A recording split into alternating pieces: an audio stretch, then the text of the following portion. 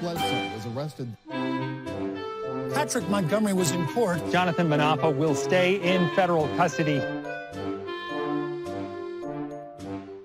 No, I don't take responsibility at all.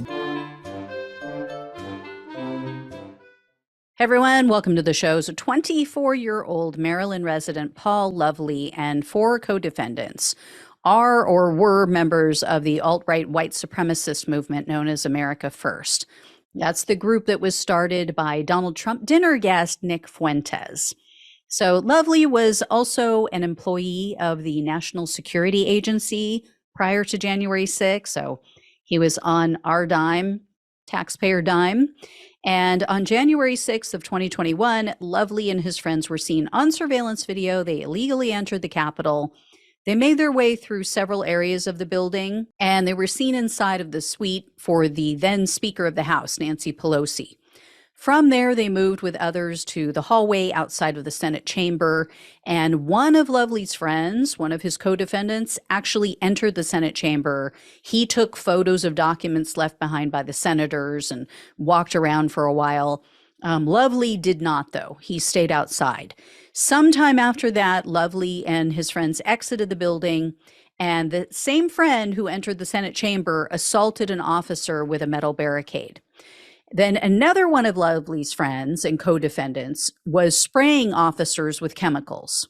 So Lovely was standing by. He was watching as all of this went down. Following those incidences, Lovely's group moved over to the staging area for members of the media. You guys probably all know by now, the media was forced to flee that area, and they left their equipment behind because large mobs of Trump's terrorists started threatening them. They started becoming aggressive with them. Well, after they left, the mob just destroyed and stole a ton of the abandoned equipment. Well, once again, Lovely's friend who entered the Senate chamber, who assaulted an officer, he walked up to the pile of this equipment and he started taking items. As with the other incidences, Lovely was standing by. He was watching as this whole thing went down, but he didn't take part in it himself. So Lovely was arrested on September 19th of 2022, and he was charged with entering a restricted building or grounds, 2 counts of disorderly conduct, and parading or demonstrating in a Capitol.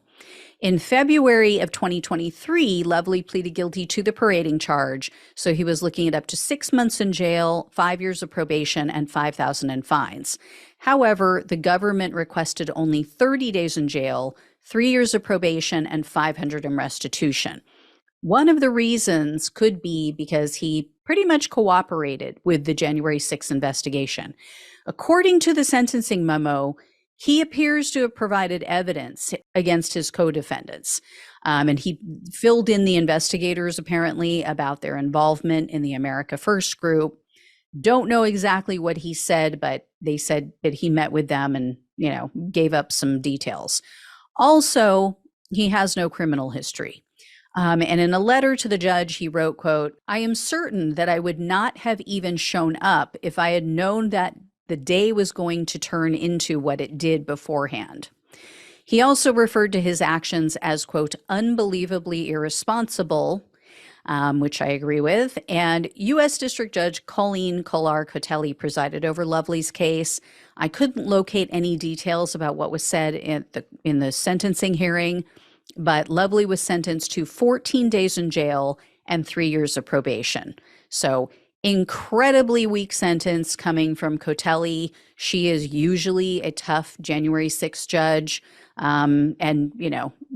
It's great for him to show remorse for what he did at the Capitol. But, how about some remorse for being part of a white supremacist movement? And honestly, this guy doesn't fit the profile. He's well educated. He obviously had a great job. He is not your typical basement dwelling incel. Anyway, hopefully he matures past this Nick Fuentes phase. We'll see.